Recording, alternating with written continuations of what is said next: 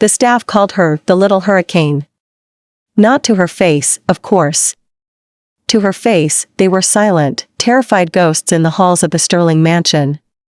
Alara Sterling, the only daughter of the most powerful man in the city, had driven away every nanny, tutor, and maid her father hired. She'd locked one in a closet for 2 hours. She'd put live spiders in another's bed. She was 9 years old, a princess of pure chaos, and utterly, completely untamed. Her father was at his wits' end. He offered a fortune, a signing bonus, a company car. But no one could handle his daughter. Until Cora arrived. She was older, quiet, with hands that looked like they'd known real work and eyes that held a deep, unshakable calm. She didn't flinch when Alara accidentally knocked a priceless vase to the floor. She didn't scold when the girl screamed insults at her. Cora just watched, her expression as still as a pond. The other staff whispered. She won't last a week. The hurricane will break her, too. They were wrong. Cora didn't break. And when Alara, in her most vicious act yet, did the one thing she thought would finally send this new maid running for the hills, Cora did the unthinkable. She didn't yell. She didn't quit. She knelt down, looked the billionaire's daughter straight in her defiant little eyes, and did something no one had ever dared to do before. She hugged her. And in that simple, silent embrace, a fortress of anger began to crack, revealing the lonely, scared little girl hiding inside. The Sterling mansion stood like a palace at the edge of the city, 10 bedrooms, endless marble floors, and chandeliers that shimmered like frozen rain. It was beautiful, yes, but it was also cold. The kind of cold that seeps into your bones and makes laughter sound out of place. Servants moved quietly through the halls, carrying silver trays, folding linens, dusting the same corners over and over, all to avoid the sharp sound of a child's scream echoing from the top floor. That scream belonged to Alara. 9 years old, dressed in silk and stubbornness. Her hair was always perfectly tied by others, though she often yanked the ribbons out herself. She didn't play with dolls, she threw them. She didn't ask for attention, she demanded it. Every inch of her was a storm waiting to happen. And no one, not her father, not the maids, not the endless parade of private tutors, could calm her. Because beneath her cruelty was something no one dared to name. Loneliness. Her father, Alexander Sterling, was a man built of schedules, stocks, and silence. He ruled over a business empire that stretched across continents. But ruling over his daughter? That was a different kind of war. One he was losing, badly. He loved her, though he didn't know how to show it. Every morning, he left before sunrise. Every night, he came home to reports, meetings, and numbers that blinked on screens long after she'd fallen asleep. The few times he tried to speak to her, she'd roll her eyes or shout something cruel. Once, she told him she wished he wasn't her father. He'd said nothing back. And from that silence, her defiance only grew. By the time Cora arrived, the mansion had gone through 9 maids in less than a year. The last one had left in tears, her hair tangled with honey and feathers, one of Alara's experiments. So when the black car pulled up that morning, and a woman stepped out in a simple gray dress, the staff exchanged looks. They'd seen many come and go. But this one was different. Cora moved with quiet purpose. No panic. No fear. She didn't look impressed by the mansion's towering marble entrance or the glittering crystal staircases. Her shoes made soft, even sounds against the floor, like someone walking through a church. "Name?" asked the butler, looking her over. "Cora," she said simply. "Experience?" She hesitated for just a second. "Enough." That was all she said. Enough. He didn't know what to make of her. But the master was desperate, and desperate men don't ask too many questions. By evening, she was standing outside Alara's bedroom door, holding a folded uniform in her hands and listening to the faint sound of music, loud, fast, chaotic. When she knocked, there was no answer. She knocked again. "Go away," came a sharp, high-pitched voice. Cora opened the door anyway. The room looked like a hurricane had passed through. Torn papers. Glitter. Paint on the floor. A half-finished dollhouse crushed under a chair. And in the middle of it all, Alara, arms crossed, chin up, daring this new woman to challenge her. "You're the new maid?" she asked coldly. "Yes," said Cora. Alara narrowed her eyes. "You won't last a week." Cora said nothing. It was that silence that threw the girl off. Most people rushed to correct her or beg for patience. But this woman just stood there, still and steady. "You're supposed to clean my room," Alara snapped. "Well? Get started." Cora nodded once. "All right." No anger. No irritation. Just calm. She started with the broken dollhouse, picking up the tiny wooden pieces with care, as if they were something sacred.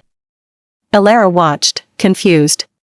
She wasn't used to people treating her mess with gentleness.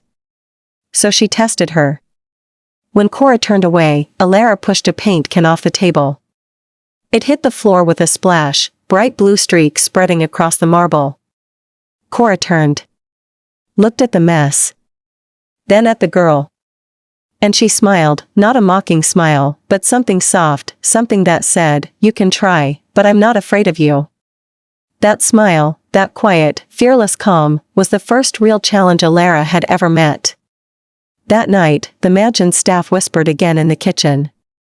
"She won't last," said one. "The hurricane will eat her alive." But upstairs, something strange was happening. For the first time in months, Alara didn't scream. She didn't throw anything. She just sat on her bed, watching through the half-open door as Cora hummed softly while cleaning. It was an old song. One that sounded like home, even though Alara didn't know where home really was anymore. And though she didn't understand it, something in her chest, something small, something buried, shifted. The storm had met its match. And deep inside, the hurricane began to slow. Morning light spilled through the tall windows of Sterling Mansion, brushing the gold-framed portraits that lined the hallway. Every painting seemed to stare down in judgment, their eyes following whoever passed. But today, the mansion was unusually quiet. The staff whispered that it was the calm before the storm.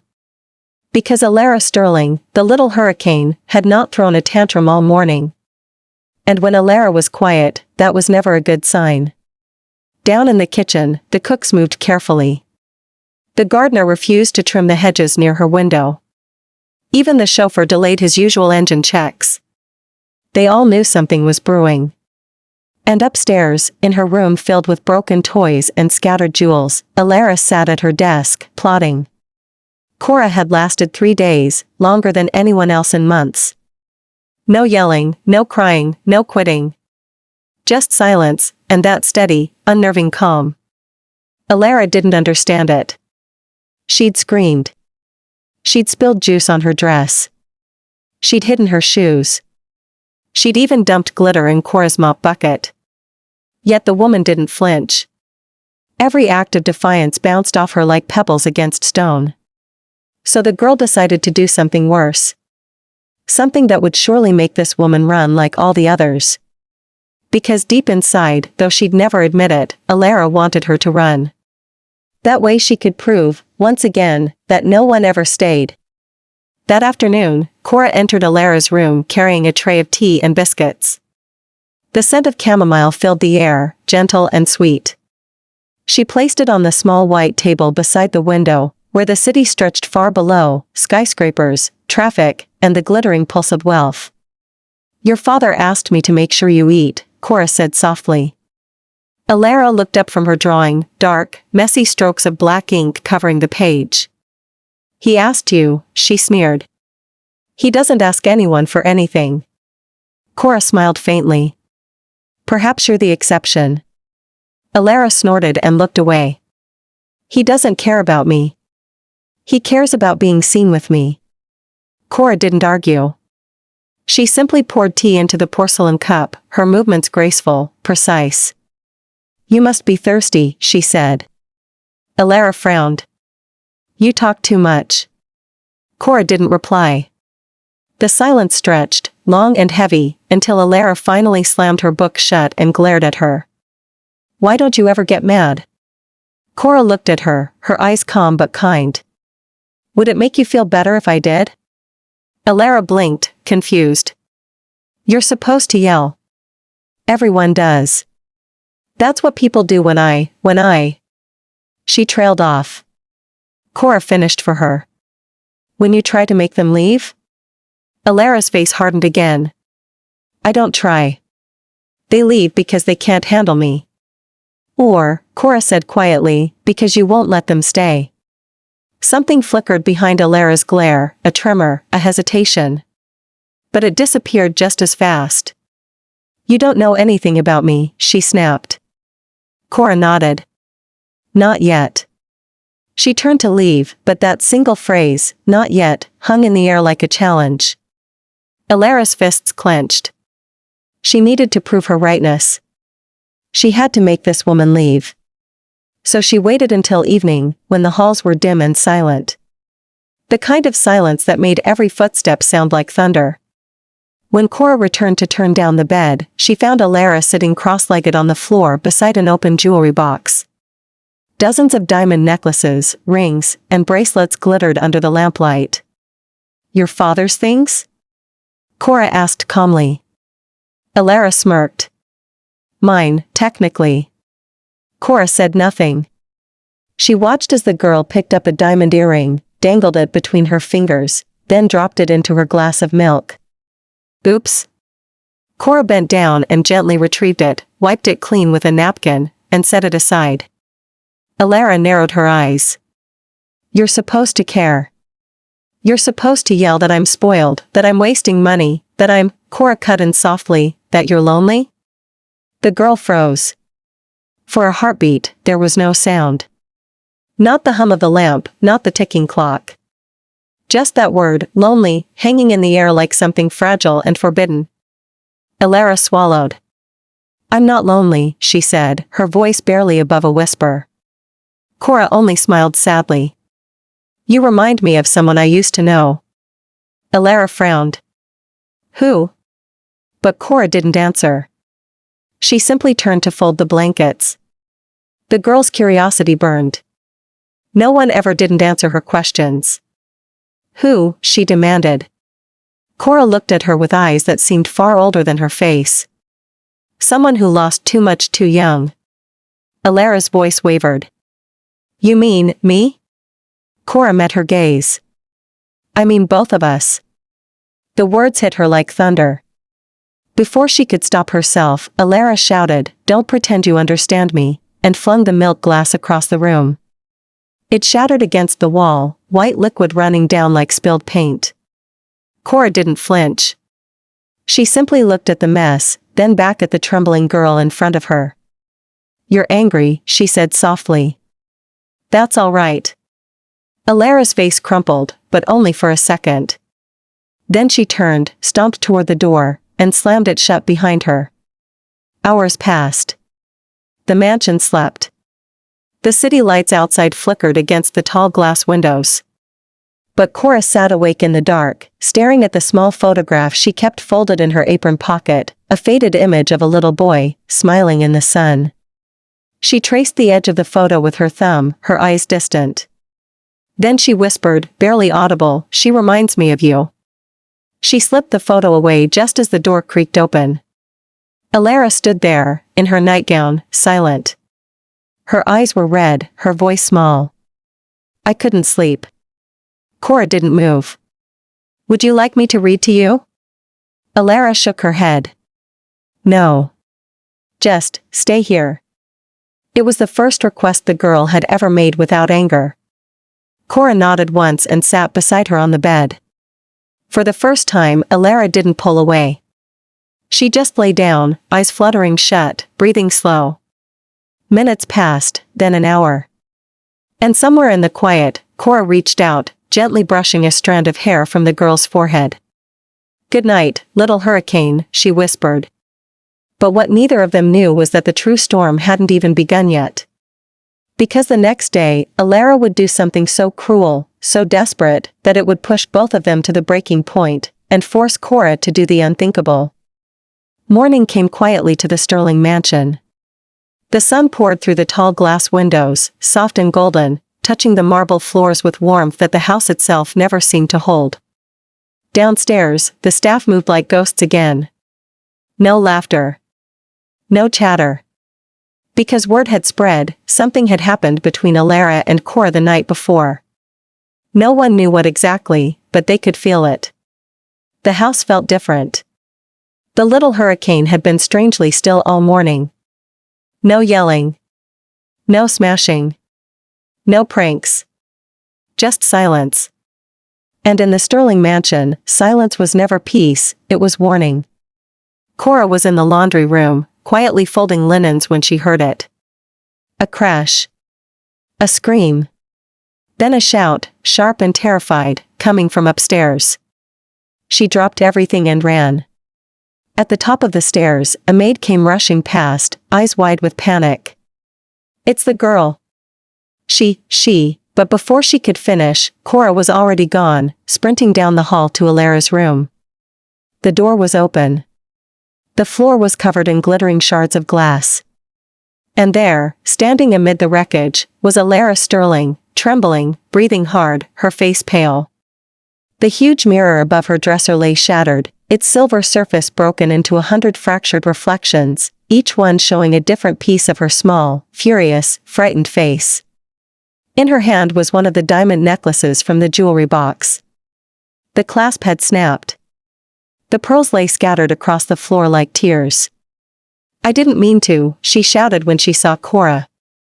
"It was an accident. I didn't mean to," her voice cracked halfway through the sentence. Cora didn't speak. She walked slowly across the glass, her shoes crunching softly with every step.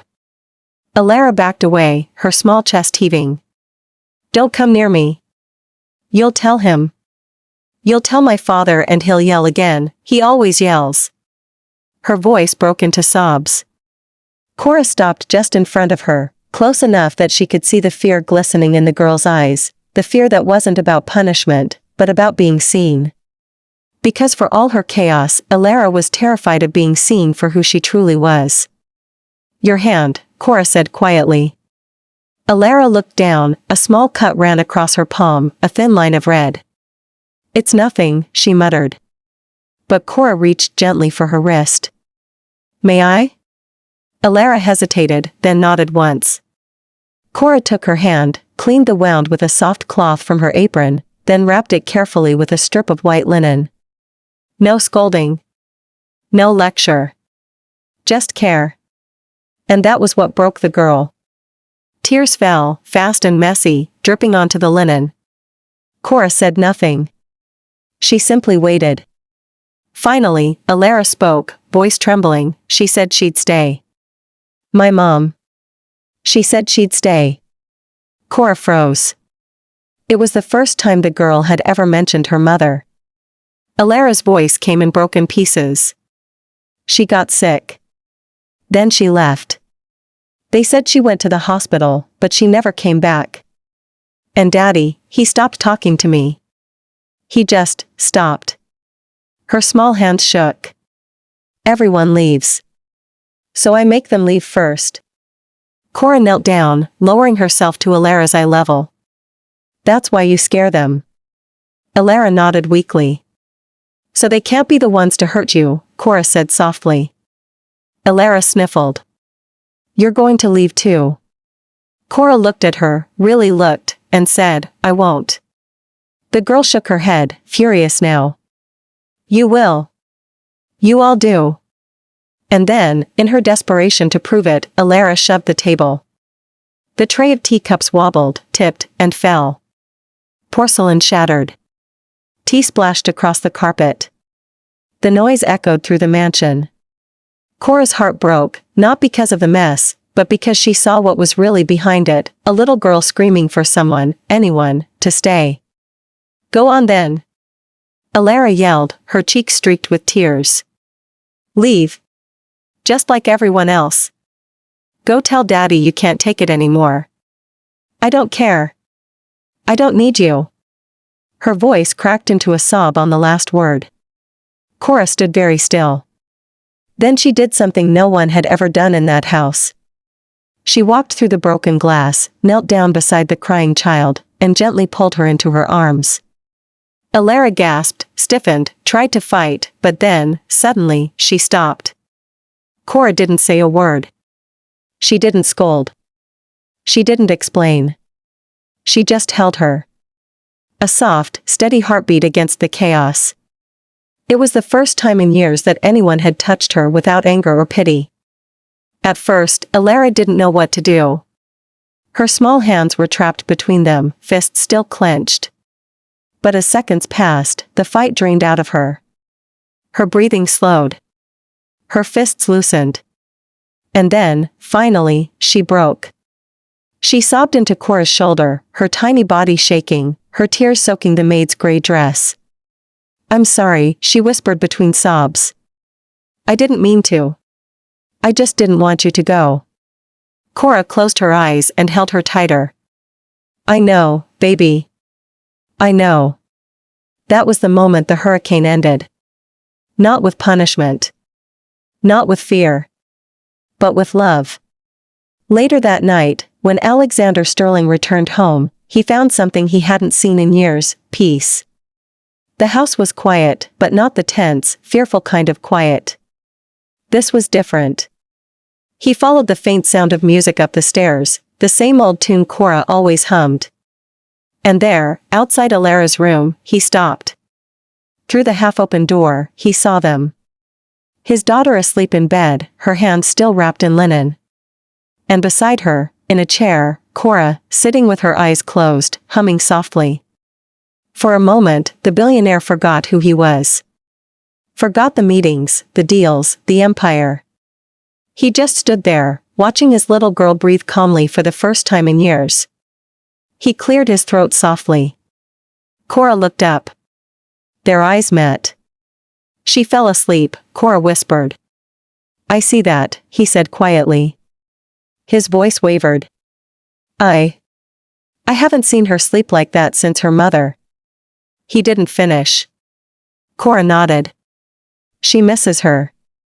He looked down. "So do I." For a long moment, neither spoke. Then, softly, Alexander said, "How did you do it?" Cora glanced at the sleeping child and smiled. "I didn't do anything special, sir." He frowned slightly. "You must have." "No one has ever managed to. I just stayed," she interrupted gently. That's all she needed. Alexander swallowed hard. For the first time in a long time, he understood how much his money couldn't fix. Days turned into weeks. The mansion changed. Alara began to wake early to help Cora with chores, clumsy at first, spilling soap and dropping plates, but laughing instead of yelling. The staff began to talk again, this time with warmth in their voices. The mansion didn't feel haunted anymore. It felt alive. And every evening, Cora would tell Alara stories about her son, the boy from the photo she kept hidden away. "He was a dreamer," she'd say softly. "Always believed people were good, even when they were mean." "What happened to him?" Alara asked one night. Cora smiled sadly. "He got sick too. But he made me promise something before he went." "What?" "To never stop believing that even the worst storms can turn into calm." Alara was quiet for a long time. Then she whispered, "He was right." Months later, when Alexander called Cora into his office, she feared the worst. He stood by the window, hands in his pockets, his voice quiet. "You've done something no one else could." Cora bowed her head. "Thank you, sir." He turned to her, eyes soft. "No. Thank you. You didn't just take care of my daughter. You saved her." Cora smiled faintly. She saved herself. She just needed someone to show her how. He nodded, emotion tightening his throat. "Whatever you're being paid, it's not enough." But Cora shook her head. "Money isn't why I'm here, sir." He studied her for a moment, then smiled. "No. I didn't think it was." That night, Alara waited by her window for Cora to finish her chores. "Are you ever going to leave?" she asked quietly when Cora entered. Cora smiled. "Do you want me to?" Alara shook her head. "No. I just don't want to be scared anymore." Cora knelt beside her and took her hand. "Then don't be. You're stronger than you think." Alara leaned against her shoulder. "Cora?" "Yes, little hurricane? Thank you for staying." Cora brushed a hand through her hair and whispered, "Always."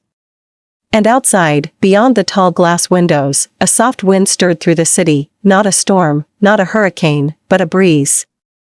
Gentle. Peaceful. Free. The end.